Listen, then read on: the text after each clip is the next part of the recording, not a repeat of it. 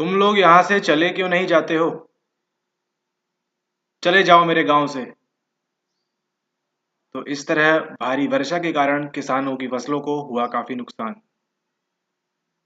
मैं पिछली बार गया था मार्केट में, तो वहां पे दुकानदार से मैंने बोला कि मुझे सब्जी दीजिए। तो उसने कहा कि देखिए भाई साहब, जब उल्का पिंड आक्रमण करेगा, तो अगर आपने भी अपने आसपास किसी को, चलिए लेक्चर स्टार्ट करते हैं साइको प्रोफेसर का। अगर आपने भी अपने आसपास किसी को इस तरह की बातचीत, इस तरह का कम्युनिकेशन करते हुए सुना है स्वयं से, तो वो किससे पीड़ित है? वो पीड़ित है एक चीज से, जिसे हम कहते हैं क्या हमारी भाषा में, उसे हम कहते हैं विकार, यानी कि उसे हम कहते हैं डिसऑर्डर। ठीक है, नाम समझिए। ऑर्डर क्या होता है? एक ऐसा, हमको ऑर्डर का क्या करना होता है? पालन करना होता है। और डिस मतलब उस ऑर्डर को हम क्या नहीं करेंगे? पालन नहीं करेंगे। बात यहाँ पे है, जो ऑर्डर का पालन करते हैं उन्हें क्या कहते हैं? उन्हें कहते हैं हम नॉर्मल लोग। और जो ऑर्डर का पालन नहीं करते हैं, डिसऑर्डर करते हैं, उनको क्या कहते हैं? उनको हम कहते हैं एब नॉर्मल। आपने कई बार चलचित्रों में यहाँ वहाँ देखा होगा कि किस प्रकार से टीवी वगैरह में, मैगजीन में, यहाँ पे वेब सीरीज वगैरह में इस प्रकार के एबनॉर्मल लोगों को दिखाया जाता है। वो किस तरह का जीवन यापन करते हैं और बाकी सारी चीजें। तो ये फर्क क्या होता है नॉर्मल में और एबनॉर्मल में, उसके बारे में हम जानकारी करेंगे। और उसी के साथ हम आगे पढ़ेंगे इस सीरीज के अंदर, जिसका नाम है डिसऑर्डर सीरीज। तो आगे हम पढ़ेंगे कौन कौन से डिसऑर्डर, क्या क्या चीजें होती हैं, सब संपूर्ण गहराई से। चलिए बात करेंगे अपसामान्यता, एबनॉर्मेलिटी तथा मनोवैज्ञानिक विकार के संप्रत्यय। ठीक है, इनका कॉन्सेप्ट क्या है इन डिसऑर्डर्स का। यद्यपि अपसामान्यता की कई परिभाषाएं अनेक वर्षों से प्रयुक्त हो रही हैं, किंतु किसी की भी सार्वभौमिक स्वीकृति नहीं मिली। तो अमेरिका में बोलेंगे ये लोग एबनॉर्मल है, इंडिया में वो लोग हो सकता है नॉर्मल हो। ठीक है, लेकिन क्या माना जाता है? अधिकांश परिभाषाओं में ये चार लक्षण माने जाते हैं। कौन कौन से हैं वो आपके? वो है आपकी विसामान्यता यानी कि deviance, distress, dysfunction and danger. ठीक है, तो ये नोट कर सकते हैं आप इसको, ये काम का है आपके। हो सकता है पूछ ले आपसे कि what are the four common things in abnormality और मनोवैज्ञानिक डिसऑर्डर, इस तरह की बातें। ठीक है, तो विसामान्य में क्या होगा? मनोवैज्ञानिक विकार विसामान्य कब होंगे? जब भिन्न होंगे, पराकोटि, असामान्य, यहाँ तक कि बेतुकी की बातें करेगा जो भी वहां पे क्लाइंट है वो। फिर कष्टप्रद होगा, अप्रीतिकर होगा, पसंद नहीं आएगा उसको कुछ चीज। व्यक्ति तथा दूसरों को विक्षोभित करने वाली, दूसरों को कष्ट दे सकता है या स्वयं को कष्ट दे सकता है उस विकार के अंदर। फिर अपक्रियात्मक, दैनिक जीवन की क्रियाओं को ठीक से करने में बाधा डालने वाली। ठीक है, तो हो सकता है किसी विकार के कारण कोई टॉयलेट ना जाए, कुछ फोबिया वगैरह उनको हो जाए। ठीक है, या फिर अपना खाना बराबर से नहीं खा पाए अपने हाथों से वो। ठीक है, पैर से खाना खाए। तथा संभवतः खतरनाक व्यक्ति तथा दूसरों के लिए होते हैं। ऐसे लोग क्या होते हैं? खतरा भी होते हैं अपने स्वयं के लिए भी और आपके जो समाज में लोग हैं उनके लिए भी। इस परिभाषा में एक उपयुक्त प्रारंभिक बिंदु है जहां से हम मनोवैज्ञानिक अपसामान्यता का अन्वेषण कर सकते हैं। वो क्या है? अपसामान्य शब्द का शाब्दिक अर्थ है जो सामान्य से परे है। इसका तात्पर्य हुआ जो स्पष्ट रूप से परिभाषित मानकों या मानदंडों से हटकर है।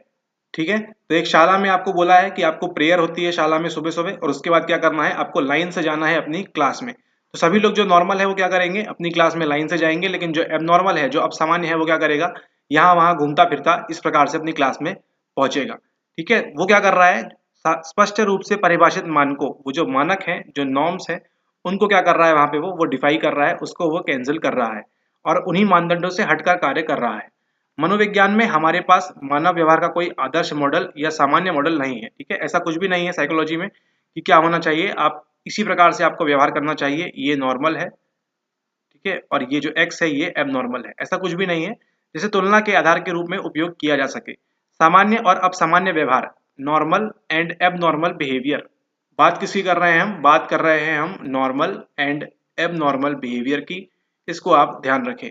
नॉर्मल क्या करेंगे? हमेशा जो मानक हैं, जो नॉर्म्स हैं, उनका पालन करेंगे। ठीक है, और जो एबनॉर्मल है वो क्या करेंगे? इन मानकों का पालन नहीं करेंगे। ठीक है, अलग ही चीज में अपने वो खेल कूद मस्ती में लगे होंगे, इसका आप ध्यान रखें। ठीक है, तो जो कह सकते हैं हम, जितनी भी रिसर्च वगैरह होती है, खैर जान दीजिए, आपके काम का नहीं है। यहाँ पे देखिए, सामान्य और अपसामान्य व्यवहार में विभेद करने के लिए कई उपागम प्रयुक्त हुए हैं, कई सारी अप्रोचेस हैं।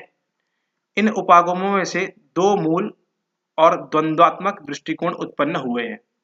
पहला उपागम ये बोलता है अपसामान्य व्यवहार को सामाजिक मानकों से विचलित व्यवहार मानता है। कई मनोवैज्ञानिकों के अनुसार अपसामान्य केवल एक नामपत्र लेबल है जो उस व्यवहार को दिया जाता है जो सामाजिक प्रत्याशाओं से हटकर हो। अपसामान्य व्यवहार, विचार और संवेग वे हैं जो उचित प्रकारों से संबंधित समाज के विचारों से काफी भिन्न हो। प्रत्येक समाज के कुछ मानक नॉर्म्स होते हैं जो समाज में उचित आचरण के लिए कथित या अकथित नियम होते हैं। वे व्यवहार, विचार और संवेग जो सामाजिक मानकों को तोड़ते हैं, अपसामान्य कहते हैं। तो समाज की बात करें, हम सोसाइटी की बात करें, समाज में ये आपका सीधे सीधे विकारों से संबंधित नहीं है, या लेकिन इसका संबंध किससे है, आपकी एबनॉर्मेलिटी से है। किस प्रकार से देखते हैं, शादी होती है, शादी किसकी होती है, शादी होती है आपकी पुरुष की और महिला की, ठीक है। ये है आपके समाज में चला आ रहा है, ये है आपका क्या समाज का मानक।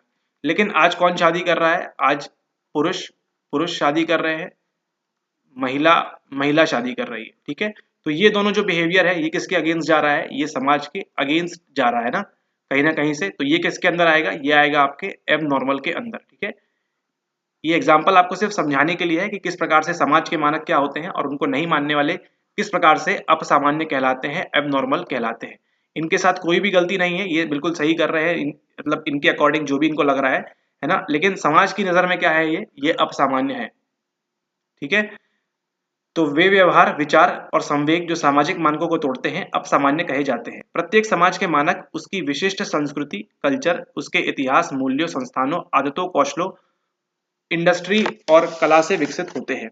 अतः जिस समाज में प्रतियोगिता और आग्रहिता का मूल्य होता है, वह आक्रामक व्यवहार को स्वीकार कर सकता है, जबकि वे समाज जो सहयोग और पारिवारिक मूल्यों पर जोर देते हैं, जैसे कि भारत में, वे आक्रामकता को अस्वीकृत, यहाँ तक कि अपसामान्य भी कहेंगे, ठीक है। तो अभी तक के लेक्चर्स में आपने देखा हुआ है कि इंडिविजुअल कल्चर की बात करते हैं हम, और किसकी बात करते हैं हम, सामूहिक की बात करते हैं, कलेक्टिविस्टिक कल्चर की बात करते हैं।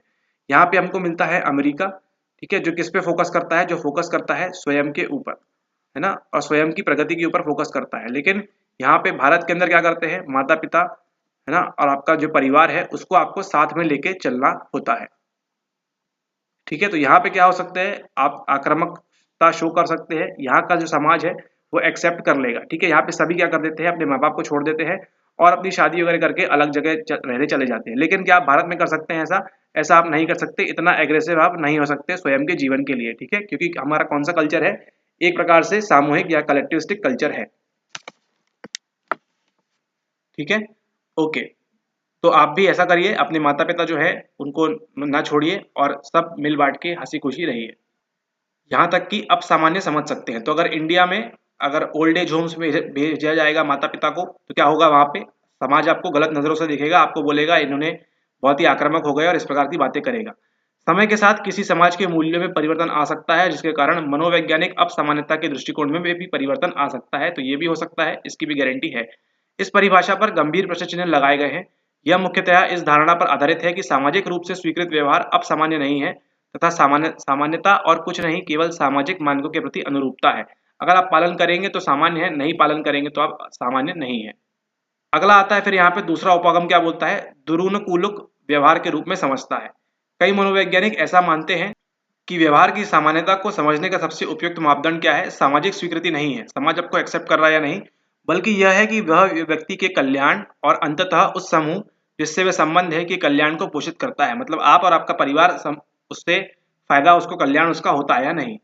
कल्याण और कुशल क्षेम केवल भरण पोषण और अतिजीवता ही नहीं है। ऐसा नहीं कि आपने नौकरी कर लिया और वो सब चीजें हो रही हैं, बल्कि क्या करना है, उसमें विकास और संतुष्टि, अर्थात अपनी क्षमताओं का पूर्ण विकास एवं उपयोग भी सम्मिलित है, जैसा कि मैस्लो में पढ़ते हैं आप, जैसा कि आपने मैस्लो के आवश्यकताओं के पदानुक्रम सिद्धांत में भी पढ़ा होगा, ठीक है।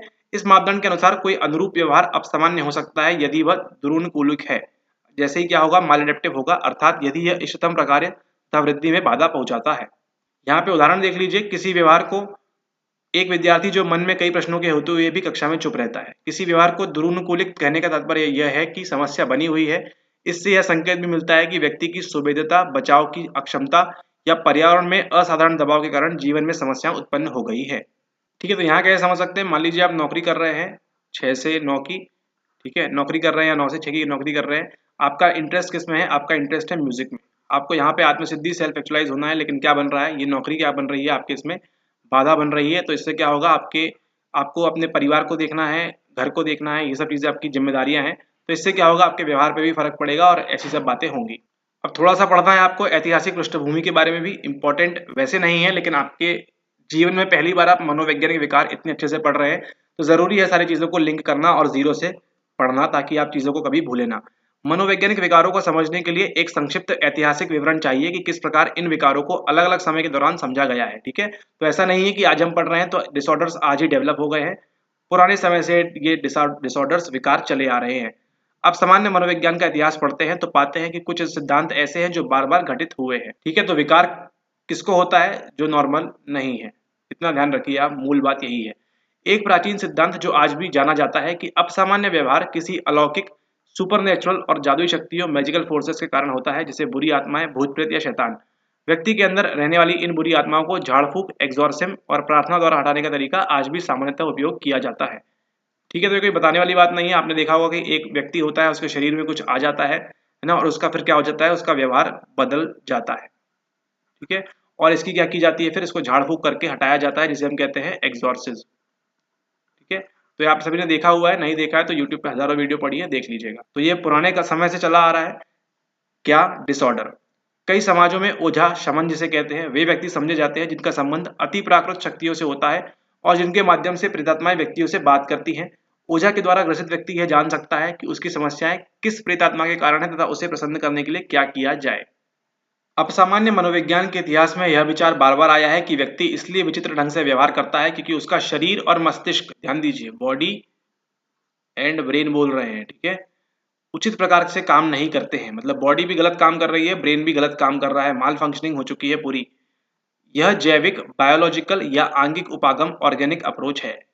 आधुनिक काल में इस बात के प्रमाण है कि शरीर और मस्तिष्क की कई प्रक्रियाओं का संबंध कई तरह के दुरूनकुलिक व्यवहारों से है। कई प्रकार के विकारों को दोषपूर्ण जैविक प्रक्रियाओं को ठीक करके दूर किया जा सकता है, जिसका परिणाम समुन्नत प्रकार में होता है। ठीक है, तो आज जो हम डिसऑर्डर्स देखते हैं उसमें क्या मिलता है हमको? ब्रेन प्लस बॉडी दोनों मिलती है। दूसरा उपागम क्या है? मनोवैज्ञानिक उपागम, साइकोलॉजिकल अप्रोच है। इस दृष्टिकोण के अनुसार मनोवैज्ञानिक समस्याएं व्यक्ति के विचारों, भावनाओं तथा संसार को देखने के नजरिए में अपर्याप्तता के कारण उत्पन्न होती है। चलिए थोड़ी सी यहाँ से यूनिट 1 भी कवर हो रही है। अति प्राकृत, जैविक या आंगिक और मनोवैज्ञानिक पश्चिमी सभ्यता के इतिहास में बार बार घटित होते आ रहा है। पश्चिम से ही सब कुछ ईस्ट में आया है। प्राचीन पश्चिमी सभ्यता में प्राचीन ग्रीक के दार्शनिक, चिकित्सक, ठीक है, दार्शनिक भी थे, चिकित्सक भी थे, ध्यान रखिएगा। हिपोक्रेट्स, हमने बात की है इनके बारे में, हिपोक्रेट्स के बारे में, सुकरात और विशेष रूप से प्लेटो। सोक्रेट्स और प्लेटो का नाम सुना है आपने, हुए जिन्होंने सर्वांगिक उपागम, ऑर्गेनिज्मिक अप्रोच को विकसित किया और बाधित व्यवहार को संवेग और तर्क के बीच द्वंद्व के कारण उत्पन्न माना। अब यहाँ पे देखिए क्या बात कर रहे हैं, साइकोलॉजी की बात कर रहे हैं। अब यहाँ बॉडी और ब्रेन की बात नहीं हो रही, ध्यान दीजिए। किसकी बात कर रहे हैं? वो बात कर रहे हैं संवेग, आपके जो इमोशंस हैं, है ना, और तर्क है जो आपके, ठीक है, जो आपका रेशनलाइजेशन होता है, इन दोनों के बीच क्या होता है? द्वंद्व के कारण उत्पन्न माना।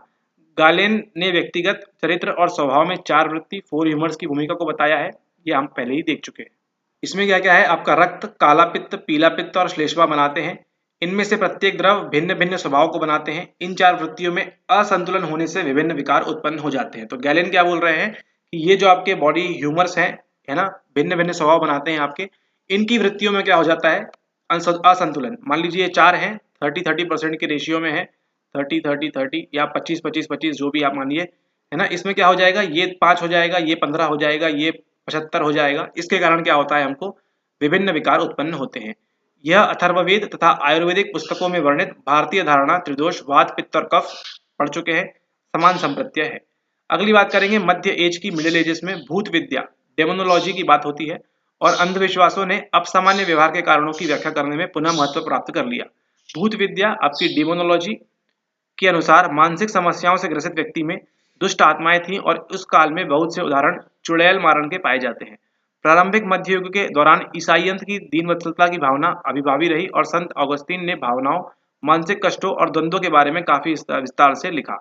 इसी ने अब सामान्य व्यवहार के आधुनिक मनोगतिक सिद्धांतों की आधारशिला रखी। ठीक है, जो सबसे पहले स्टार्ट हुआ था, कैसे हुआ था? वो सुपर नेचुरल पावर से हुआ था, है ना, भूत भगाव विद्या, एक्सॉर्सिज्म, है ना, वो सब हुआ था सबसे पहले। फिर हमको कौन सी अप्रोच देखने मिलती है? हमको मिलती है कि बॉडी एंड ब्रेन, इन दोनों की प्रकार फंक्शन में डिफरेंस आते हैं, इसलिए क्या होता है? हमको एबनॉर्मल बिहेवियर मिलता है।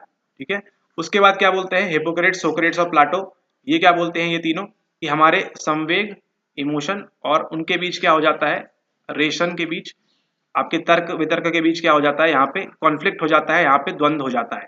इसकी वजह से क्या मिलता है, हमको बिहेवियर में चेंज देखने मिलता है।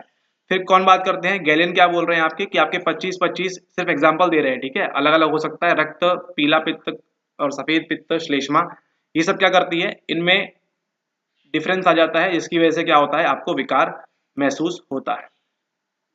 और फिर आपके मिडिल एज में क्या बोलते हैं, सेंट अगस्तीन क्या बोलते हैं कि आप इसी प्रकार से ये भूत विद्या डेमोनोलॉजी आ जाती है, उसी का आपके भाषा नहीं, द्वंद्व वगैरह आपको होता है, वो सब बात ये उतना काम का नहीं है, इसको बस ध्यान रखिएगा। अब चलते हैं आगे, बात करेंगे पुनर्जागरण काल, रेनेसां पीरियड में अपसामान्य व्यवहार, एबनॉर्मल बिहेवियर की बात कर रहे हैं जो अभी तक की हमने, ठीक है, के बारे में जिज्ञासा और मानवतावाद में काफी वृद्धि दिखाई दी। योहान वेयर, जे को ये वाई क्यों पढ़ रहे हैं, क्या उत्सुकता है। जोहान वेयर ने मनोवैज्ञानिक द्वंद्व तथा अंतरवैयक्तिक संबंधों में बाधा को मनोवैज्ञानिक विकारों का महत्वपूर्ण कारण माना। ध्यान रखिएगा, जोहान वेयर क्या बोल रहे हैं यहाँ पे, मनोवैज्ञानिक द्वंद्व, साइकोलॉजिकल कॉन्फ्लिक्ट, मैं ये करूं या वो करूं, है ना, और अंतरवैयक्तिक संबंधों में बाधा को मनोवैज्ञानिक विकारों का महत्वपूर्ण कारण माना। उन्होंने इस बात पर जोर दिया कि डायन भी मानसिक रूप से बाधित हो सकते थे, अतः उन्हें भी चिकित्सा उपचार की आवश्यकता होती है, ना कि धर्मशास्त्रीय उपचार की। अगली बात करेंगे हम, क्या बोल रहे हैं, 17th और 18th सेंचुरी आ गई, को तर्क एवं प्रबोधन का काल बोला। एज ऑफ रीजन, तर्क करेंगे और एनलाइटनमेंट की बात करेंगे। इसलिए अब सामान्य व्यवहार को समझने के लिए आस्था और धर्म सिद्धांत के बजाय वैज्ञानिक पद्धति, साइंटिफिक मेथड्स का अभ्युदय हुआ। 18वीं शताब्दी में मनोवैज्ञानिक विकारों, साइकोलॉजिकल डिसऑर्डर्स के प्रति वैज्ञानिक अभिवृत्ति में वृद्धि के कारण इन विकारों से ग्रसित लोगों के प्रति करुणा या सहानुभूति की भावना बढ़ी, जिससे सुधार आंदोलन, रिफॉर्म मूवमेंट को बल प्राप्त हुआ। यूरोप और अमेरिका दोनों में शरण स्थलों या आश्रय स्थानों में सुधार किया जाने लगा। इस सुधार में आंदोलन का एक पक्ष यह था कि संस्था विमुक्ति, डी इंस्टीट्यूशनलाइजेशन के प्रति रुझान बढ़ा, जिसमें मानसिक रूप से बीमार लोगों के ठीक होने के पश्चात सामुदायिक देखरेख के ऊपर जोर दिया जाने लगा। मतलब देखिए, आपके 17-18 शताब्दी में लोग कितने अच्छे थे, तब उनका क्या कर रहे थे, अच्छे रूप से डी इंस्टीट्यूशनलाइजेशन जो लिखा था ऊपर लंबी सी स्पेलिंग, उन पे ध्यान दिया जा रहा था। मतलब आप मानसिक रूप से बीमार थे, आप ठीक हो गए, उसके पश्चात भी क्या करेंगे, हम आपकी कम्युनिटी में आपकी देखरेख करेंगे। लेकिन आज लोग तो इसी प्रकार से पागल यहाँ पे स्टेशन में यहाँ वहाँ आपको घूमते फिरते दिखाई मिल जाएंगे। हाल के वर्षों में इन उपागमों के अभिसरण के परिणाम स्वरूप अन्योन्य क्रियात्मक, इंटरैक्शनल तथा जैव मनोसामाजिक उपागम का अभ्युदय हुआ। मतलब ऊपर जो सब हुआ, खिचड़ी पकी, उसके आधार पे क्या निकल के आया, ये दो मीन निकल के आए, इंटरैक्शनल और बायोसाइकोसोशल अप्रोच का अभ्युदय हुआ। इस परिप्रेक्ष्य से सभी तीनों कारक आ गए, इसके अंदर जैविक भी आ गया, मनोवैज्ञानिक और सामाजिक कारक भी आ गया। मनोवैज्ञानिक विकारों की अभिव्यक्ति और उनके परिणामों को प्रभावित करने में महत्वपूर्ण भूमिका निभाते हैं। मतलब बायोलॉजिकल फैक्टर भी, साइकोलॉजिकल फैक्टर भी और सोशल फैक्टर भी, ये तीनों फैक्टर क्या करते हैं, आपका जो डिसऑर्डर है उसके लिए उत्तरदायी है। ठीक है, तो अभी देख लिया आपने पूरी हिस्ट्री, किस प्रकार से इसका उदय हुआ आपके डिसऑर्डर्स का। अब बात करते हैं आगे, मनोवैज्ञानिक विकारों को समझने के लिए उसका वर्गीकरण, कैटेगराइजेशन करना आवश्यक है। ठीक है, इतने सारे विकार हैं, इस तरह के विकारों के वर्गीकरण में विशिष्ट मनोवैज्ञानिक विकारों को, जिन्हें समान विशेषताओं के आधार पर विभिन्न वर्गों में श्रेणीबद्ध किया जाता है, उन श्रेणियों की एक सूची होती है, लिस्ट बनती है। इस प्रकार के वर्गीकरण इसलिए उपयोगी होते हैं क्योंकि इन्हें प्रयुक्त करने वाले, जैसे मनोवैज्ञानिक, साइकोलॉजिस्ट, मनोरोग विज्ञानी और आपके जो सामाजिक कार्यकर्ता है, सोशल वर्कर है, इन विकारों के बारे में एक दूसरे से विचार विमर्श कर सकते हैं। ठीक है, कि आपने उसको इस तरह से इलाज किया था, हम क्या करें, बताइए हमको। ठीक है, तो अभी तक आपने देख लिया क्या, हिस्ट्री के बारे में पढ़ लिया, विकारों की किस प्रकार से जन्म होते हैं, आपने समझ लिया विकार क्या होता है, जो क्या होगा, सामान्य नहीं होगा, यानी कि एबनॉर्मल होगा। अब पढ़ने वाले हैं किसके बारे में, हम पढ़ने वाले हैं वर्गीकरण के बारे में, कि किस प्रकार से इनका वर्गीकरण किया गया है, कहाँ कहाँ पे किया गया है। इनकी एक बाकायदा इस प्रकार से लिस्ट 1, लिस्ट 2 ऐसी सूची बनती है ना। सभी एक समान जैसे जो डिसऑर्डर है, जो विकार है, उनको एक साथ लिखा जाता है। बात करेंगे सबसे पहले हम किसकी, APA की। अमेरिकी मनोरोग संघ, अमेरिकन साइकियाट्रिक एसोसिएशन, APA ने विभिन्न प्रकार के मनोवैज्ञानिक विकारों का वर्णन तथा वर्गीकरण करते हुए एक आधिकारिक पुस्तिका, ऑफिशियल मैनुअल प्रस्तुत की है, प्रकाशित की है। पूछ लेगा आपको कि DSM किसने निकाला है, क्या बोलेंगे आप, APA, अमेरिकन साइकियाट्रिक एसोसिएशन। इसका वर्तमान संस्करण कौन सा चल रहा है अभी, DSM-5, पंचम संस्करण DSM-5, जिसका फुल फॉर्म क्या होता है, डायग्नोज करेंगे, and statistical manual of mental disorder, diagnostic and statistical manual of mental disorders 5th edition अलग नैदानिक मानदंड प्रस्तुत करता है। कौन से, ध्यान रखिए, मानदंड, नैदानिक, क्लिनिकल नॉर्म्स यहाँ प्रस्तुत करता है जो विकारों की उपस्थिति या अनुपस्थिति को सूचित करता है। बस ठीक है, यही फुल स्टॉप, इसके आगे अपना दिमाग नहीं लगाना है, इतना ही ध्यान देना है। क्या बताता है DSM-5 में हमको क्या मिलता है, लिस्ट बनी हुई है, उसको देख के हम बता सकते हैं या विकार है यस या विकार नहीं है नो, बस इसके आगे पीछे कुछ नहीं।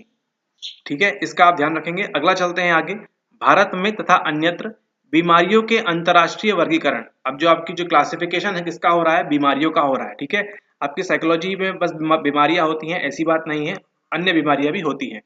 उनका 10वां संस्करण ICD-10 प्रयुक्त होता है, जिसे ICD-10 व्यवहारात्मक एवं मानसिक विकारों का वर्गीकरण, ICD-10 classification of behavioural and mental disorders कहा जाता है।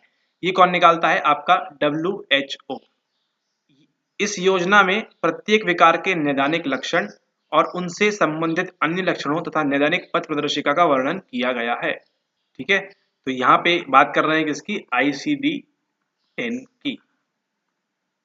ICD-10 classification of behavioural and mental disorders, व्यवहारिक और मानसिक विकारों का वर्गीकरण करता है ICD-10। कौन निकालता है इसको, WHO। APA क्या निकालता है, APA निकालता है आपका DSM-5, जिसमें हमको मालूम पड़ता है नैदानिक मानदंड प्रस्तुत करता है जो विकारों की उपस्थिति, डिसऑर्डर है या नहीं है उसको सूचित करता है, और यहाँ बताया जाता है किस प्रकार से उनको डील करेंगे हम। चलिए अब कहानी को बढ़ाते हैं आगे और पढ़ते हैं अब सामान्य व्यवहार के अंतर्निहित कारक। क्यों होता है अब सामान्य व्यवहार, अब सामान्य व्यवहार यानी जो नॉर्मल नहीं है उसकी बात हो रही है। जैसे जटिल व्यवहार को समझने के लिए मनोवैज्ञानिकों ने भिन्न भिन्न उपागम प्रयुक्त किए हैं। आजकल प्रयुक्त उपागम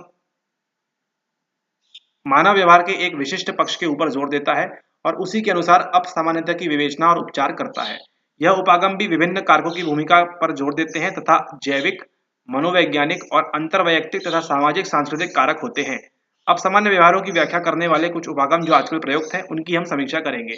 सबसे पहले क्या आएंगे आपके जैविक फैक्टर्स, हमेशा स्टार्ट कहाँ से होगी, आपकी बायोलॉजी से होगी।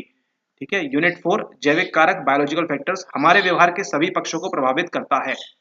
ठीक है, आप जो भी व्यवहार कर रहे हैं उसमें किसका हाथ होता है, आपकी बायोलॉजी का हाथ होता है, क्योंकि आप पैदा किससे हुए हैं, आप DNA के अनुरूप कार्य कर रहे हैं। विभिन्न जैविक कारक जैसे क्या है, दोषपूर्ण जीन, जो जीन आया है माता पिता से उसी में दोष है। अंतःस्त्रावी असंतुलन, जो आपके स्त्राव हो रहा है हार्मोन्स का उसमें असंतुलन है। ठीक है ना, ग्रोथ हार्मोन इतना लंबा चला गया कि आपकी हाइट 120 फुट हो गई। कुपोषण, चोट तथा अन्य दशाएं मानव शरीर के कार्य एवं सामान्य विकास में क्या करती हैं, बाधा उत्पन्न करती हैं। अब सामान्य व्यवहार के यह संभाव्य कारक हो सकते हैं। इस मॉडल के अनुसार अब सामान्य व्यवहार का एक जीव रासायनिक या शरीर क्रियात्मक आधार होता है। ध्यान रखिएगा, जीव रासायनिक, बायोकेमिकल या फिजियोलॉजिकल आधार होता है इस मॉडल के अनुसार। कौन सा, बायोलॉजी वाला जो है। जैविक शोधकर्ताओं ने पाया है कि एक तंत्रिका कोशिका से दूसरी तक संदेश के प्रसारण में आने वाली समस्याएं अक्सर मनोवैज्ञानिक विकारों में होती है। आपको बताया था यहाँ से, ये एक न्यूरॉन है, इस प्रकार से आता है और यहाँ से अपने मैसेज छोड़ता है। ये मैसेज यहाँ तक नहीं पहुँच पाएगा, यहीं पे गड़बड़ी होगी और क्या आ जाएगा, आपका विकार आ जाएगा। ये जो मैसेज यहाँ से पहुँचता है आपके अक्ष तंतु से, यहाँ से होते हुए ये यहाँ पे ये नहीं पहुँच पाएगा। ये जो टर्मिनल बटन होते हैं आपके यहाँ से, उसके बाद यहाँ से नहीं पहुँच पाएगा, इसी वजह से विकार होता है। एक छोटी सी खाली जगह जिसे तंत्रिका कोश संधि साइनेप्स कहा जाता है, एक तंत्रिका कोशिका को दूसरे से अलग करती है। जब कोई विद्युत आवेग इलेक्ट्रिकल इंपल्स तंत्रिका कोशिका के अंतिम छोर तक पहुंचता है तब अक्ष तंतु उद्दीप्त होकर कुछ रसायन प्रवाहित करते हैं। लेक्चर तो आप लोगों ने खुद से देखा नहीं होगा, जिसे तंत्रिका संचारक या न्यूरोट्रांसमीटर कहते हैं। अध्ययन यह बताते हैं कि किसी विशेष न्यूरोट्रांसमीटर की अपसामान्य क्रियाएं, ये जो न्यूरोट्रांसमीटर है, ये जो तंत्रिका संचारक है, यही क्या कर देगा, अपसामान्य क्रियाएं कर देगा, किसी विशेष मनोवैज्ञानिक विकारों को जन्म दे सकती हैं। ठीक है, मतलब ये जो तंत्रिका संचारक छूट रहा है यही क्या करेगा, अपनी फंक्शनिंग बराबर से नहीं करेगा, तब की बात हो रही है, ऐसा अध्ययन बताते हैं। दुश्चिंता विकार का संबंध न्यूरोट्रांसमीटर गामा अमीनोब्यूटिक एसिड, गाबा, ये जो है इससे संबंध है किसका, आपका दुश्चिंता विकार का। इसको नोट कर लेंगे ऐसे कि निम्न क्रियाशीलता से है। मनोविद्लता का क्या है, डोपामाइन की अतिरिक्त, बहुत ज्यादा डोपामाइन छूट जाएगा, है ना। और सेरोटोनिन की क्या है, आपकी अवसाद से। डिप्रेशन से क्या आएगा, आपका सेरोटोनिन। बात करेंगे अगला, आनुवंशिक कारक, जेनेटिक फैक्टर्स का संबंध द्विध्रुवीय और संबंधित विकारों, स्किज़ोफ्रेनिया, मनोविद्लता, बौद्धिक अशक्तता, इंटेलेक्चुअल डिसेबिलिटी तथा अन्य मनोवैज्ञानिक विकारों से पाया गया है। मतलब बायोलॉजिकल फैक्टर्स क्या थे आपके, तंत्रिका संचारक में गड़बड़ी और वो सब चीजें, रसायन वगैरह बराबर से नहीं छूट रहा है, अब यहाँ किसकी बात होगी, अनुवंश कारक की होगी, जेनेटिक फैक्टर्स की। यद्यपि शोधकर्ता यह नहीं पहचान पाए हैं कि कौन से विशिष्ट जीन मुख्यतः इसके दोषी है, सब क्या करते हैं, मिलजुल के आपका विकार उत्पन्न कर देते हैं। बल्कि कई जीन मिलकर हमारे कई प्रकार के व्यवहारों तथा सामूहिक प्रतिक्रियाओं, क्रियात्मक तथा अक्रियात्मक दोनों को उत्पन्न करते हैं। यद्यपि इस बात के काफी पुष्ट प्रमाण है कि आनुवंशिक जीव रासायनिक कारक भिन्न भिन्न प्रकार के मानसिक विकारों जैसे स्किज़ोफ्रेनिया, आपकी मनोविद्लता, अवसाद, डिप्रेशन, एंग्जाइटी इत्यादि से अपनी भूमिका रखते हैं। तो आपके कौन कौन से फैक्टर हो रहे हैं, जेनेटिक फैक्टर्स और आपके बायोलॉजिकल फैक्टर्स। कई मनोवैज्ञानिक मॉडल, इंपॉर्टेंट स्टार्ट होता है फिर से अगेन, थोड़ा हाई इंपॉर्टेंट, ये भी इंपॉर्टेंट है लेकिन थोड़ा हाई इंपॉर्टेंट, साइकोलॉजिकल मॉडल्स भी हैं जो मानसिक विकारों के मनोवैज्ञानिक कारणों को बताते हैं। अभी तक क्या देखा हमने देखा अनुवंश किस तरह से हमको डिसऑर्डर दे रहे थे, है ना, विकार दे रहे थे, और हमारी जो क्या था ऊपर बायोलॉजी है वो किस प्रकार से हमको दिक्कत दे रही थी। ये मॉडल बताते हैं कि अब सामान्य व्यवहार में मनोवैज्ञानिक और अंतर्वैयक्तिक कारकों की महत्वपूर्ण भूमिका होती है। इन कारणों में मातृत्व वंचन, माँ से अलग होना बचपन में, या जीवन के प्रारंभिक वर्षों में माँ की ओर से प्रेम और उद्दीपन में कमी होना, है ना। जो आपकी माँ है वो क्या कर रही है, आपसे प्रेम नहीं कर रही है, वो क्या कर रही है, वो जाके क्राइम पेट्रोल देख रही है, ठीक है। और साउदर्न इंडिया तो ये सब सीरियल देख रही है, और जो बच्चा है उसको क्या नहीं कर रही है, प्रेम नहीं कर रही है। माता पिता और बच्चे के बीच दुरूनकूलिक संबंध, अस्वीकृति, अतिरक्षण, अति अनुज्ञता, दोषपूर्ण अनुशासन इत्यादि, इसकी वजह से भी क्या होता है, विकार होगा, ध्यान रखिएगा, तथा अत्यधिक दबाव का होना। मनोवैज्ञानिक मॉडल के अंतर्गत मनोगतिक, साइकोडायनेमिक, बिहेवियरल, व्यवहारात्मक, संज्ञानात्मक और मानवतावादी अस्तित्वपरक मॉडल सम्मिलित है। तो आपके यहाँ पे साइकोलॉजिकल मॉडल में क्या क्या आएगा, आपका संज्ञान, आपका व्यवहार का, मनोगतिक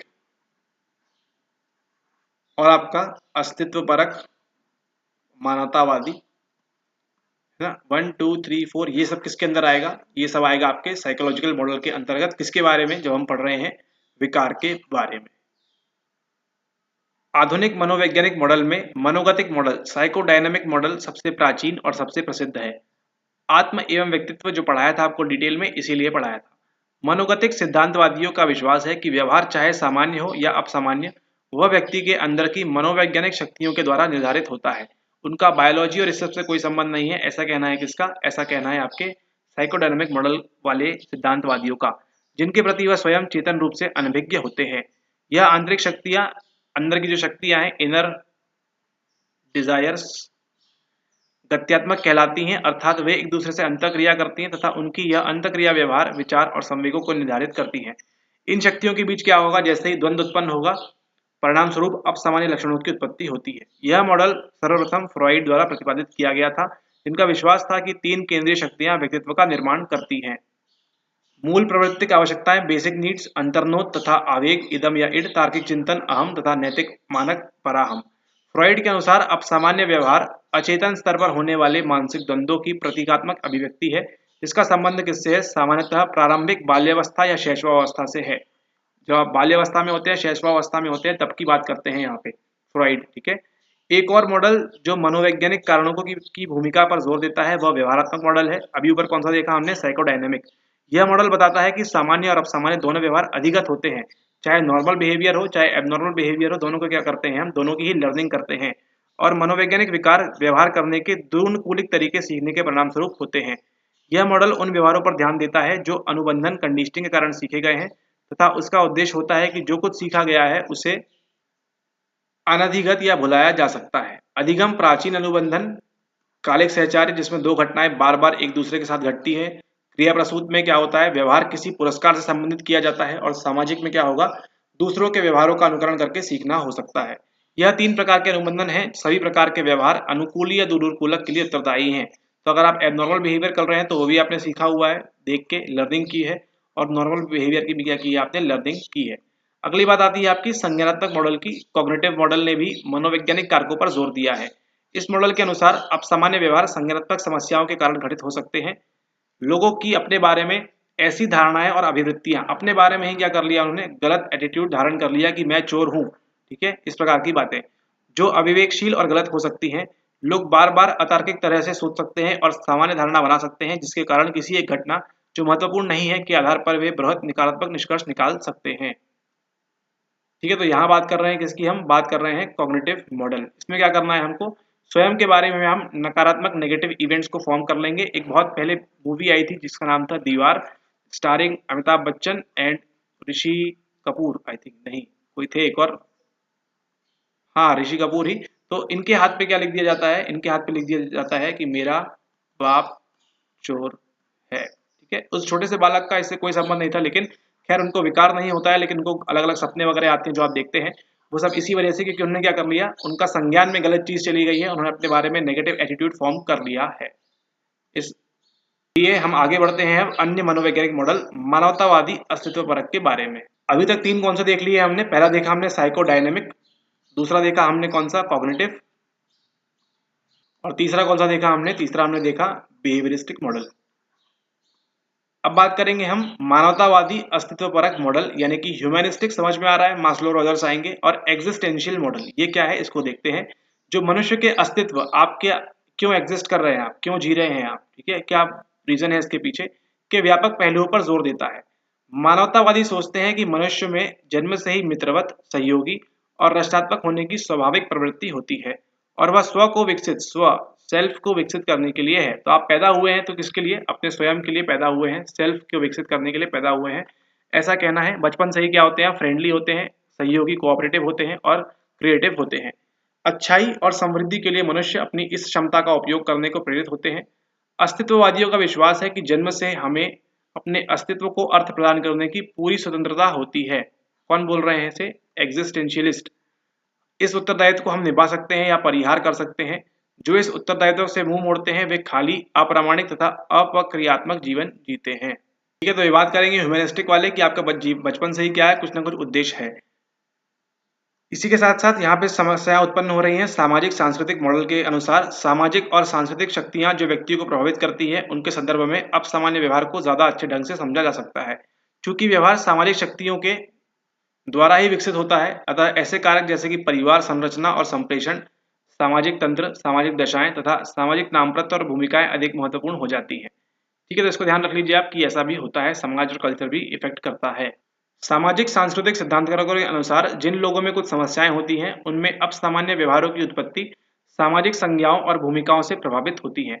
जब लोग समाज के मानकों को तोड़ते हैं तो उन्हें विसामान्य और मानसिक रोगी संज्ञाएं दी जाती हैं, अरे वो तो पागल है, क्योंकि वो क्या कर रहा है, समाज को फॉलो नहीं कर रहा है। भले ही वो सही कर रहा हो, गलत कर रहा हो, वो उसका पर्सपेक्टिव है, बट अगर सही भी कर रहा हो तो क्या बोलेगा समाज उसको कि वो पागल है, संकी है, इस तरह की बातें। इस प्रकार की संज्ञाएं इतनी ज्यादा उन लोगों से जुड़ जाती हैं कि लोग उन्हें संकी इत्यादि पुकारने लगते हैं और उन्हें उसी बीमार की तरह से क्रिया करने के लिए उकसाते रहते हैं। धीरे धीरे वह व्यक्ति बीमार की भूमिका स्वीकार कर लेता है तथा अब सामान्य व्यवहार करने लगता है। इन मॉडलों के अतिरिक्त अब सामान्य व्यवहार की एक बहुमान्य व्याख्या रोगोन्मुखता दबाव मॉडल, डायथेसिस स्ट्रेस मॉडल द्वारा दी गई है। इस मॉडल के अनुसार जब कोई रोगोन्मुखता किसी विकार के लिए जैविक पूर्ववृत्ति किसी दबावपूर्ण स्थिति के कारण सामने आ जाती है, तब मनोवैज्ञानिक विकार उत्पन्न होते हैं। ठीक है, तो इसमें क्या है, आपकी रोगोन्मुखता है, मतलब आपका किसी विकार, कोई विकार है, कोई डिसऑर्डर है, उसके लिए आपकी जैविक प्रवृत्ति है पहले से, लेकिन अब क्या होता है, कोई स्ट्रेस आ गया आपको जिसकी वजह से क्या होती है, सामने आ जाती है, तो यहाँ पे क्या होगा, आपका साइकोलॉजिकल डिसऑर्डर उत्पन्न हो जाएगा, है ना। कभी कभी ऐसा होता है, कुछ इवेंट ऐसा आ जाता है कि आपको जीवन में वो सब झेलना पड़ जाता है। इस मॉडल के तीन घटक हैं। पहला घटक रोगोन्मुखता या कुछ जैविक विपथन जो वंशागत हो सकते हैं, जेनेटिक होंगे। दूसरा घटक यह है कि रोगोन्मुखता के कारण किसी मनोवैज्ञानिक विकार के प्रति दोषपूर्णता उत्पन्न हो सकती है, जिसका तात्पर्य यह हुआ कि व्यक्ति उस विकार के विकास के लिए पूर्ववृत्त है या उसे विकार का खतरा है। तीसरा घटक विकारी प्रतिबल्कों की उपस्थिति है। इसका तात्पर्य उन कारकों से है जो मनोवैज्ञानिक विकारों को जन्म दे सकते हैं। यदि इस तरह के पूर्ववृत्त या खतरे में रहने वाले व्यक्ति को इस तरह के दबाव कारकों का सामना करना पड़ता है, तो उनकी यह पूर्ववृत्ति वास्तव में विकार को जन्म दे सकती है। कौन सा मॉडल है, डायथेसिस स्ट्रेस मॉडल। ये भी आपका स्ट्रेस से संबंधित है, इंपॉर्टेंट है, काम का है, इसको आप नोट कर लेंगे। इस मॉडल का कई विकारों जैसे दुश्चिंता, अवसाद और मनोविद्वता पर अनुप्रयोग किया गया है। चलिए, अभी तक हमने देख लिया विकार क्या होते हैं, किस किस प्रकार के होते हैं, क्या क्या होता है, मतलब उनको कौन से अप्रोच से पढ़ा जाता है, वो सब हमने देख लिया। अब हम बात करने वाले हैं प्रमुख मनोवैज्ञानिक विकार की। तो आपका एक सवाल यहाँ से भी बन सकता है और एक सवाल आगे वाली लेक्चर से भी बन सकता है।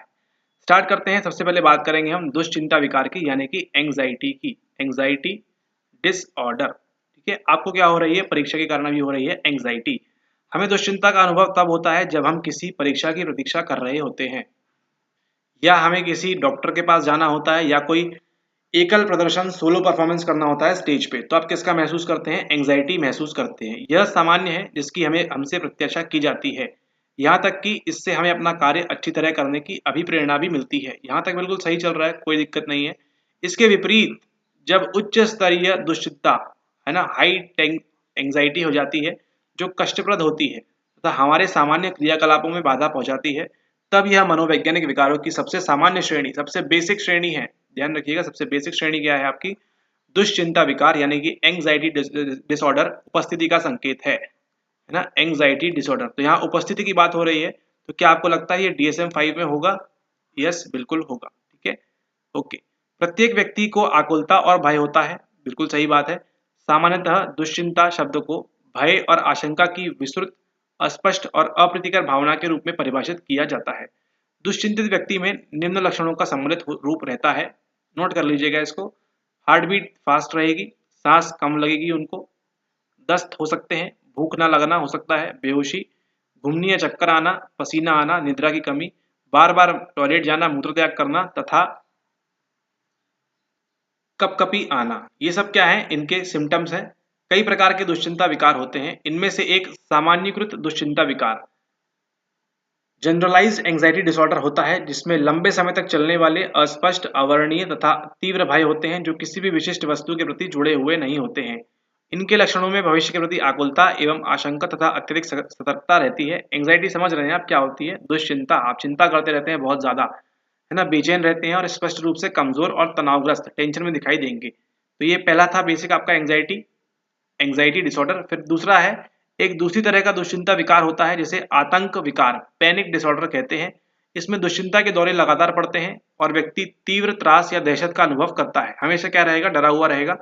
आतंक आक्रमण का तात्पर्य हुआ कि जब भी कोई भी विशेष उद्दीपक से संबंधित विचार उत्पन्न हो तो अचानक तीव्र दुश्चिंता अपनी उच्चतम सीमा पर पहुंच जाए। इस तरह के विचार अकल्पित तरह से उत्पन्न होते हैं। इसके नैदानिक लक्षणों में क्या है, सांस की कमी, घूमनी, चक्कर आना, कपकपी, दिल धड़कना, दम घुटना, जी मचलाना, छाती में दर्द या बेचैनी, सनकी होने का भय, नियंत्रण खोना या मरने का एहसास सम्मिलित है। यहाँ पे जो टॉयलेट वाली बात है यहाँ पे नहीं आएगी। ठीक है, यह कौन सा डिसऑर्डर है, यह आपका पैनिक डिसऑर्डर है, जिसमें क्या होता है, आपको पैनिक होता है किसी विशेष स्टिमुलस से, किसी विशेष उद्दीपक से। ठीक है, मूवीज वगैरह दिखाते हैं ना कि जो हीरो रहता है वो सपने में सोता रहता है, उसको कुछ दिखता है कि बचपन में उसके बाप को किसी ने मारा था, उसकी माता को मतलब ऐसा कुछ हुआ था, चोरी हो गई थी घर में, वो सब चीजें क्या होती है, रिपीट होकर सामने आती है, दम घुटना, जी मचलाना, सपने में डरना, वो सब बातें यहाँ पे होती है। आप किसी ऐसे व्यक्ति से अवश्य मिले होंगे या सुना होगा जिसने एक छिपकली के भय से कमरे में घुसने से मना कर दिया। इस तरह के भय को क्या कहते हैं, हम दुर्भीति फोबिया कहते हैं। इंपॉर्टेंट है, फोबिया की बात हो रही है, अलग अलग प्रकार के होते हैं, अगोरा फोबिया, ये फोबिया, वो फोबिया। आपने स्वयं महसूस किया हो या अपने मित्र को देखा हो जो एक अच्छी तरह से याद किए हुए भाषण को श्रोताओं के समक्ष बोल ना पाया हो, ऐसा भी होता है, डर जाते हैं हम, ऑडियंस का फोबिया हो जाता है हमको, वो भी क्या है, आपका फोबिया ही है। जिन लोगों को दुर्भीति होती है उन्हें किसी विशिष्ट वस्तु, लोग या स्थितियों के प्रति अविवेकी या अतर्क भय होता है। किसी किसी को पानी से डर लगता है, किसी किसी को नाव से डर लगता है, किसी किसी को जहाज से डर लगता है, किसी किसी को एरोप्लेन से डर लगता है, किसी किसी को हाइट से डर लगता है, किसी किसी को सांप से डर लगता है, किसी किसी को खाने से डर लगता है और किसी किसी को सोने से डर लगता है। सोएंगे तो सपने आएंगे, खाएंगे तो मोटे होंगे और इस तरह की बातें होती है। तो ये सब किसका उदाहरण है, ये सब उदाहरण है आपके फोबिया का। दुर्भीति बहुधा धीरे धीरे या सामान्यीकृत दुश्चिंता विकार से उत्पन्न होती है। फोबिया कैसे डेवलप होता है, पहले तो क्या होगा, उसको एंग्जाइटी होगी उस चीज को देख के, और धीरे धीरे किसका स्वरूप ले लेगी, ये दुर्भीति का स्वरूप ले लेगी। दुर्भीति को मुख्यतः 3 प्रकार का माना जा सकता है, विशिष्ट दुर्भीति, स्पेसिफिक फोबिया, नाम समझ में आ रहा है, सामाजिक दुर्भीति तथा विवित्री भीति। सामान्यतः घटित होने वाली दुर्भीति होती है स्पेसिफिक फोबिया, इसमें अविवेकी या अतर्क भय हमको होता रहता है, जैसे किसी विशिष्ट प्रकार के जानवर के प्रति तीव्र भय का होना या किसी बंद जगह में होने का भय सम्मिलित होना है। ठीक है, अगला बात करेंगे सामाजिक दुश्चिंता विकार, सामाजिक दुर्भीति का लक्षण है ना, दूसरों के साथ बर्ताव करते समय तीव्र और अक्षम करने वाला भय तथा उलझन अनुभव करना, इसका उदाहरण है आपके सामाजिक दुश्चिंता विकार यानी कि सामाजिक दुर्भीति का लक्षण है। अब हम बात करेंगे अगोराफोबिया। देखिए आ गया यहाँ पे, अगोराफोबिया शब्द उस समय प्रयुक्त किया जाता है जब लोग अपरिचित स्थितियों में प्रवेश करने के भय से ग्रसित हो जाते हैं। पहली बार आपको जाना है स्टेज पे, वहां आप क्या हो जाएंगे, घबरा जाएंगे, विवृत्ति भीति से ग्रसित अधिकांश लोग अपने घर से निकलने में घबराते हैं, घर से बाहर ही निकलते हैं, उनको डर लगता है सोसाइटी में जाने से। इसलिए जीवन की सामान्य गतिविधियों का निर्वहन करने की उनकी योग्यता भी अत्यधिक सीमित हो जाती है। अगला आता है अब वियोगज दुश्चिंता विकार यानी कि सेपरेशन एंजाइटी डिसऑर्डर, एक अन्य प्रकार का दुश्चिंता विकार है। अभी तक क्या क्या देख लिया हमने? पहला देखा हमने एंजाइटी डिसऑर्डर, फिर क्या देखा हमने देखा उसके बाद पैनिक डिसऑर्डर, उसके बाद हमने देखा ये जब सामान्य बनता रहेगा उससे क्या डेवलप होगा, आपकी फोबिया डेवलप होगा, यानी कि होगी आपकी दुर्भीति। ऐसा नहीं है कि पहले ये होगा उसके बाद ये होगा, जनरली नॉर्मली ये देखा गया है कि पहले आपको दुश्चिंता होती है और उसके बाद आपको ये फोबिया किसी चीज का देखने मिलता है। इसका भी देखा हमने 3 टाइप के, स्पेसिफिक फोबिया देखा, सोसाइटी का फोबिया देखा और हमने देखा अगोरा फोबिया यानी कि विविक्तृ भीति। अब हम बात करेंगे किसका? हम बात करेंगे सेपरेशन एंजाइटी डिसऑर्डर। नाम से समझ में आ रहा है किसी से आप बिछड़ जाएंगे, मिल जाएंगे, जो भी करना है जीवन में कर जाएंगे और उसके बाद क्या होगा, आपको उनकी याद आएगी, तो इस तरह बातें होंगी। वियोगज दुश्चिंता विकार से ग्रसित व्यक्तियों को जिनसे लगाव होता है उनसे अलग होने के बारे में सोचकर काफी हद तक भयभुक्त, डरे और चिंतित रहते हैं, जो कि विकासात्मक रूप से उपयुक्त नहीं है। वियोगज दुश्चिंता विकार से ग्रसित बच्चों को एक कमरे में अकेले रहने तथा अकेले विद्यालय जाने में कठिनाई हो सकती है। तो आप भी पहली बार कभी स्कूल गए हो तो अकेले जाने में डर लगा होगा, क्योंकि आपके साथ कौन नहीं है? आपके माता पिता नहीं है। वियोगज दुश्चिंता विकार वाले बच्चे अलगाव से बचने के लिए गड़बड़ी, चिल्लाना, झल्लाहट प्रदर्शित करते हैं अथवा आत्मघातक इशारे बनाते हैं। ठीक है, तो ये भी है आपका कौन सा? Separation anxiety disorder. अब चलते हैं आगे और हम बात करेंगे किसके बारे में? हम बात करेंगे मनोग्रस्ती बाध्यता तथा संबंधित विकारों के बारे में। आपने कभी किसी चीज को छूने पर हर बार हाथ धोते देखा है, या फिर सिक्कों को धोते हुए या फर्श पर सड़क को केवल आकृतियों के बीच चलते हुए देखा है? जो लोग मनोग्रस्ती बाध्यता विकार से संबंधित होते हैं। आपको सुनाते हैं एक कहानी। ठीक है, ओके। तो हो क्या रहा था कि ये थी एक क्लास। ठीक है, क्लास में यहाँ पे सब बैठे हुए थे, सब बच्चे 50 60 70 80 100 बच्चे जो भी बैठे हुए थे, उनमें से था एक ये बालक। ठीक है, ये बालक था। इस बालक की क्या आदत थी कि ये मतलब हर क्लास के हर पीरियड के बाद क्या करता था, इसको हाथ धोने की आदत थी, है ना। हर क्लास एक पीरियड हुआ 40 मिनट का, उसके बाद क्या करता था, ये टॉयलेट के बहाने हाथ धो के आता था। ठीक है, फिर गया हाथ धो के आता था, फिर गया हाथ धो के आता था। हर पीरियड के बाद करता था। उसके साथ ही साथ अगर ये जाते जाते कहीं टकरा गया, किसी चीज को इसने हाथ लगा दिया, तो हाथ लगा दिया उसके बाद भी क्या करता था, वो जाके वहां पे हाथ धोता था। मतलब किसी भी चीज को जब छुएगा उसके बाद क्या करेगा, वो बार बार अपने हाथ धोएगा। तो ये किसका उदाहरण है आपके? ये उदाहरण है आपके मनोग्रस्ती बाध्यता का संबंधित विकार, जिसे हम कहते हैं ऑब्सेसिव कंपल्सिव डिसऑर्डर, ओसीडी। इसके भी कई प्रकार होते हैं, अभी के लिए इतना ध्यान रखिए, ओसीडी की बात हो रही है। से पीड़ित होते हैं, किसी चीज से क्या हो जाते हैं, ऑब्सेस्ड हो जाते हैं। वे कुछ विशिष्ट विचारों से अपनी ध्यानमग्नता को नियंत्रित करने में असमर्थ होते हैं, या अपने को आपको बार बार कोई विशेष क्रिया करने से रोक नहीं पाते हैं, यहाँ तक कि ये उनकी सामान्य गतिविधियों में भी बाधा पहुंचाता है। ठीक है, अगर आप मान लीजिए कहीं कुछ इंपॉर्टेंट काम कर रहे हैं और गलती से आपने यहाँ पे हाथ लगा दिया, ठीक है, तो आप क्या फिर काम छोड़ के यहाँ पे हाथ धोने जाएंगे? ठीक है, तो इसमें दैनिक क्रियाएं भी क्या होती हैं, यहाँ पे बाधित होती हैं। किसी विशेष विचार या विषय पर चिंतन को रोक पाने की असमर्थता मनोग्रस्ती व्यवहार ऑब्सेसिव बिहेवियर कहलाता है। किसी विशेष विचार या विषय पर चिंतन को रोक पाने की असमर्थता। आप क्रिकेट के बारे में क्या कर रहे, इसके बारे में सोचना बंद ही नहीं कर पा रहे हैं आप क्रिकेट के बारे में। ठीक है, यही यही सोच रहे हैं, ये क्या बता देगा, आपका ऑब्सेसिव बिहेवियर कहलाता है। इससे ग्रसित व्यक्ति अक्सर अपने विचारों को अप्रिय और शर्मनाक समझता है। किसी व्यवहार को बार बार करने की आवश्यकता बाध्यता व्यवहार कंपल्सिव बिहेवियर कहलाता है ना। आदेश देना, जांचना, छूना और धोना सम्मिलित होता है। लीजिए और कुछ उदाहरण लीजिए। श्रेणी में शामिल अन्य विकार कौन से हैं? जमाखोरी विकार, बाल खींचना, है ना, अपने लोग बैठ के बाल खींचते रहते हैं, बाल में जो जुएं होते हैं उन्हीं को निकालते रहते हैं, बाल में ही हाथ डाल के बैठे रहते हैं।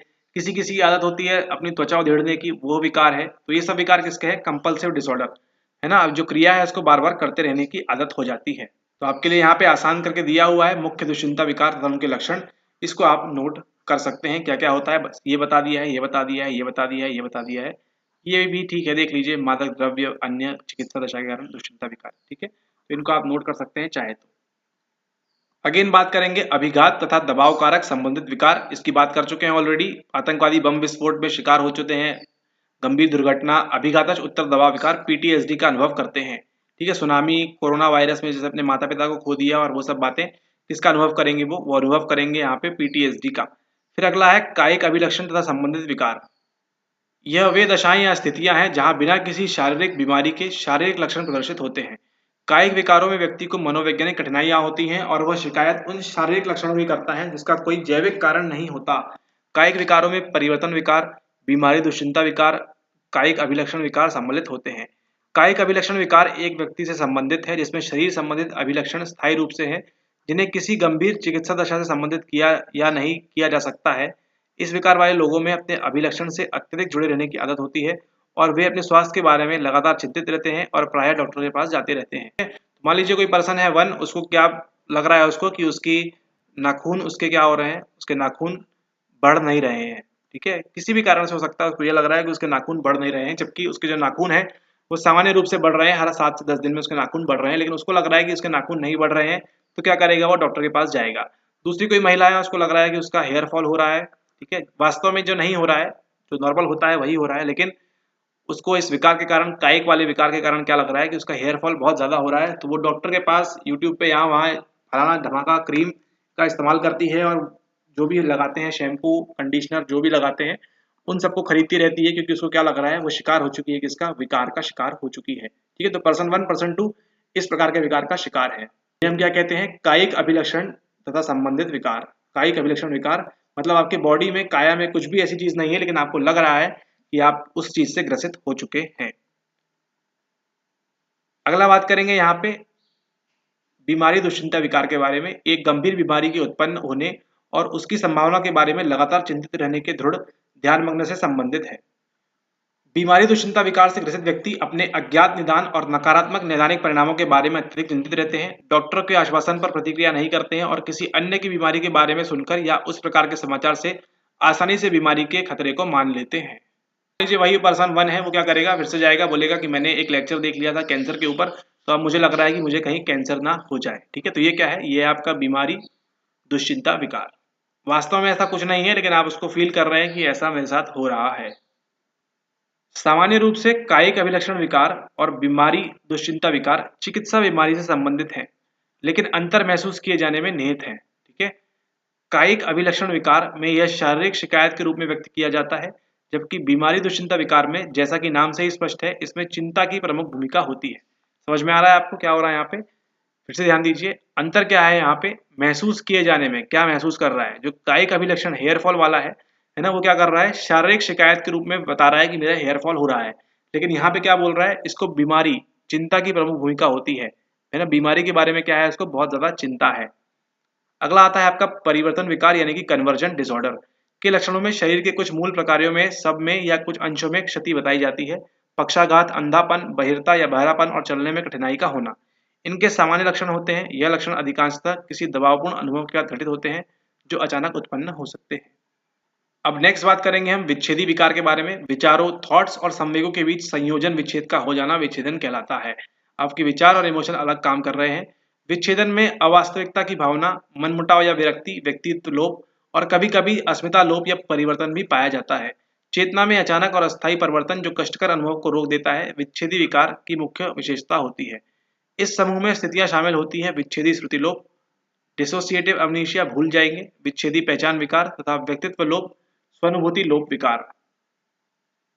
पहले बात करेंगे हम विच्छेदी स्मृति लोप के बारे में, यानी कि डिसोसिएटिव एमनीशिया के बारे में। एमनीशिया आपको मालूम है किससे संबंधित है, आपकी स्मृति से। अत्यधिक किंतु चयनात्मक स्मृति भ्रंश होता है जिसका कोई ज्ञात आंगिक कारण, जैसे सर में चोट लगना, नहीं होता है। कुछ लोगों को अपने अतीत के बारे में कुछ भी याद नहीं रहता है, मैं कहाँ हूँ, कौन हूँ वाली बातें। दूसरे लोग कुछ विशिष्ट घटनाएं, लोग, स्थान या वस्तुएं याद नहीं कर पाते हैं, जबकि दूसरी घटनाओं के लिए उनकी स्मृति बिल्कुल ठीक होती है। मतलब जो मुझे याद करना है वो करूंगा, बाकी कुछ नहीं करूंगा। इसका उदाहरण है आपके विच्छेदी स्मृति लोप का। विच्छेदी स्मृति लोप का एक भाग विच्छेदी आत्मविस्मृति है। इसकी आवश्यक विशेषताएं घर एवं कार्यस्थल से दूर यात्रा, एक नवीन पहचान का अनुमान और पूर्व पहचान को स्मरण करने की अयोग्यता हो सकती है। आत्मविस्मृति सेल्फ को ही भूल जाएंगे प्रायः तब समाप्त होती है जब व्यक्ति आत्मविस्मृति के दौरान घटी हुई घटनाओं को विस्मृति करके अचानक जागता है। यह विकार अक्सर अत्यधिक दबाव से संबंधित होता है। ध्यान रखिएगा, स्ट्रेस से किसका संबंध है, संबंध है आपके विच्छेदी स्मृति लोप का, इसको भी नोट कर लीजिएगा। अगला आता है फिर आपका विच्छेदी पहचान विकार को अक्सर बहुव्यक्तित्व वाला कहा जाता है। यह सभी विच्छेदी विकारों में सबसे नाटकीय होता है। अक्सर यह कब होगा, बाल्यावस्था के अभिघातज अनुभवों से संबंधित होता है। बचपन में कुछ अगर पोस्ट ट्रॉमा वगैरह आया हो उससे संबंध इसका होगा। इस विकार में व्यक्ति प्रत्यावर्ती व्यक्तित्व की कल्पना करता है जो आपस में एक दूसरे के प्रति जानकारी रख सकते हैं या नहीं रख सकते हैं। ठीक है, डिसोसिएटिव आइडेंटिटी डिसऑर्डर, अगर आपने मूवी देखी है भूल भुलैया तो उसका संबंध इसी से है कहीं ना कहीं, और एक जो मूवी थी अपरिचित उसमें भी हम कुछ इसी प्रकार से दिखाया गया है। डिसोसिएटिव बोल दीजिए, मल्टीपल बोल दीजिए, जैसा आपकी मर्जी है। व्यक्तित्व लोभ सहानुभूति लोभ विकार डीपर्सनलाइजेशन में एक स्वप्न जैसी अवस्था होती है जिसमें व्यक्ति को स्वानुभूति लोप विकार वास्तविकता दोनों से अलग होने की अनुभूति होती है। व्यक्तित्व लोप में आत्मप्रत्यक्षण में परिवर्तन होता है और व्यक्ति का वास्तविकता बोध अस्थायी स्तर पर लुप्त हो जाता है या परिवर्तित हो जाता है। तो ये थे तीन आपके कौन से, डिसोसिएटिव वाले। ओके, अब बात करेंगे हम अवसादी विकार की। अवसाद मतलब क्या होता है, डिप्रेशन। डिप्रेशन कब होगा आपको, मानसिक विकारों में सर्वाधिक प्रचलित तथा मान्यता प्राप्त विकार अवसाद है। अवसाद है। अवासद, देखिए अवासद में क्या बताएं, अवसाद में कई प्रकार के नकारात्मक भावदशा और व्यवहार परिवर्तन होते हैं। अवसाद को एक लक्षण या एक विकार कह सकते हैं। दैनिक जीवन में हम अक्सर अवसाद शब्द का उपयोग करते हैं जो किसी महत्वपूर्ण क्षति के बाद की सामान्य भावना होती है, जैसे किसी संबंध का टूट जाना या किसी महत्वपूर्ण लक्ष्य को प्राप्त करने में असफल होना। मुख्य भावदशा विकारों में अवसादी, उन्मादी तथा द्विध्रुवीय विकार होते हैं। मुख्य भावदशा विकारों में क्या क्या है, अवसादी, उन्मादी और द्विध्रुवीय होते हैं। ठीक है, तो मान लीजिए आप नेट की परीक्षा में बैठे हैं और आप फेल हो जाते हैं, नहीं हुआ आपका, तो आप कहाँ चले जाएंगे, आप चले जाएंगे अवसाद में। ठीक है, ओके। मुख्य अवसादी विकार में अवसादी भावदशा की अवधि होती है तथा अधिकांश गतिविधियों में अभिरुचि या आनंद नहीं रह जाता है। जो हो रहा है होने दीजिए, हमको किसी से फर्क नहीं पड़ रहा है। साथ ही अन्य लक्षण भी हो सकते हैं जैसे शरीर के भार में परिवर्तन, बॉडी वेट इंक्रीज डिक्रीज हो सकता है, लगातार निद्रा से संबंधित समस्याएं, थकान, स्पष्ट रूप से चिंतन करने में असमर्थता, क्षोभ, बहुत धीरे धीरे कार्य करना, आप नेट देके आएंगे बिल्कुल मन नहीं लगेगा काम करने में, तथा मृत्यु और आत्महत्या के विचारों का आना, ये भी हो सकता है अगर बहुत ज्यादा बढ़ जाए तो। इसके अतिरिक्त अन्य लक्षण ऐसे भी हो सकते हैं जैसे अत्यधिक दोष या निकम्मेपन की भावना का होना।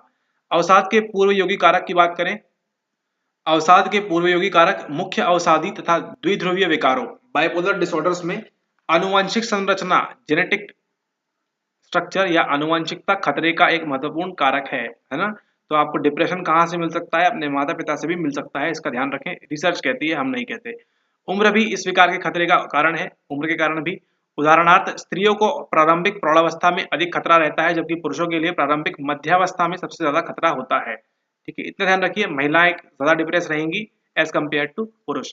इसी तरह लिंग भी एक महत्वपूर्ण कारक होता है जिसकी भूमिका इन विभेदक खतरों के संदर्भ में होती है। उदाहरण, पुरुषों की तुलना में स्त्रियों में अवसादी विकार से ग्रसित होने की संभावना अधिक रहती है। अन्य खतरे के कारण जीवन की नकारात्मक घटनाओं और सामाजिक अवलंबन की कमी का अनुभव करना है। मेन बात क्या नोट करनी है, महिलाएं जो है ज्यादा होंगी इससे, पुरुषों से डिप्रेस। और यहाँ पे देखिए एक ये लाइन है, इसको अपने हिसाब से समझ लीजिए जैसे आपको समझना है। ठीक है, यहाँ तक स्त्रियों को प्रारंभिक प्रौढ़ावस्था, जैसे ही प्रौढ़ावस्था का स्टार्ट होगा खतरा अधिक रहेगा। ठीक है, स्त्रियों को, और पुरुषों को कब रहेगा, प्रारंभिक मध्यावस्था में खतरा रहेगा। ठीक है, इसका अवसाद का, और जेनेटिक तो है ही है। अगली बात करेंगे हम द्विध्रुवीय तथा संबंधित विकार। बाइपोलर 1 विकार में उन्माद और अवसाद दोनों समाहित होते हैं जो वैकल्पिक रूप से उपस्थित रहते हैं। कभी ये आएगा कभी वो आएगा, है ना, कभी रमेश आएगा कभी सुरेश आएगा, और कभी कभी सामान्य मनोदशा के समय बाधित होते हैं। उन्माद के प्रकरण अपने आप बहुत कम प्रकट होते हैं, वे प्रायः अवसाद के साथ विकल्प के रूप में रहते हैं। द्विध्रुवीय भावदशा विकार को पहले उन्माद अवसाद विकार कहा जाता था। द्विध्रुवीय और संबंधित विकारों के प्रकार में कुछ उदाहरण शामिल हैं जैसे बाइपोलर 1, बाइपोलर 2 और चक्र विक्षिप्ति विकार, जिसे हम क्या कहते हैं, चक्र विक्षिप्ति, चक्र से साइकिल, साइक्लोथैमिक विकार। प्रत्येक आत्महत्या एक दुर्भाग्य है। ओहो, आत्महत्या पूरे जीवन काल में घटित होती है। आत्महत्या जैविक, आनुवंशिक, मनोवैज्ञानिक, समाजशास्त्रीय, सांस्कृतिक और पर्यावरणीय कारकों के जटिल अंतरापृष्ठ आपसी संबंधों का एक परिणाम है। तो व्यक्ति आत्महत्या क्यों करता है, ये सभी उसके रीजन है। कुछ अन्य जोखिम कारक जीवन की किसी अवस्था में मानसिक विकारों, विशेषकर अवसाद तथा मद्य के उपयोग से संबंधित विकार, तथा प्राकृतिक आपदा, तबाही, हिंसा, गाली या नुकसान और अकेलेपन से गुजरना है। आत्महत्या हेतु पहले किया गया प्रयास सबसे मजबूत खतरा बनता है। ठीक है, तो अगर आप पहला बार प्रयास कर रहे हैं आत्महत्या का तो 90% चांस है कि आपकी क्या हो जाएगी, खतरा ज्यादा रहेगा आपको। बाकी फिर आप हर बार यहाँ वहाँ कूदते फिरते रहे, कोई आपको नहीं पूछेगा। प्रायः आत्मघातक व्यवहार समस्या समाधान, दबाव प्रबंधन और सामूहिक अभिव्यक्ति में कठिनाई को संकेत करता है। आत्मघातक व्यवहार क्या संकेत कर रहा है, प्रॉब्लम सॉल्विंग, स्ट्रेस मैनेजमेंट और सामूहिक अभिव्यक्ति इमोशनल को एक्सप्रेस करना में कठिनाई होती है, तब हमको क्या होती है, आत्मघातक व्यवहार हमारा डेवलप होता है। आत्मघातक विचार आत्मघातक कार्य के रूप में तब बढ़ता है जब व्यक्ति को कठिनाइयों से बाहर निकलने हेतु केवल आत्मघातक विचारों को मानना ही एकमात्र रास्ता दिखाई देता है। अब मेरे पास कोई रास्ता नहीं है, बस मौत ही अंतिम रास्ता है। ठीक है। सामाजिक दायरे और समुदाय में आत्महत्या का असर भयावह और दीर्घकालीन समय तक रहता है। ठीक है, तो बाद में पूरे यहाँ पे नेगेटिव नेगेटिव आत्महत्या की बातें की हैं, तो अगर आपको पढ़ना है तो 2 मिनट रोक के आप पढ़ सकते हैं किस प्रकार से होता है। ठीक है, वैसे पूछेगा नहीं कि आत्महत्या क्यों की जाती है, बट फिर भी देख लीजिए, बता दिया है आपको। अब बात करेंगे दबाव में रहने वाले विद्यार्थियों की पहचान करना।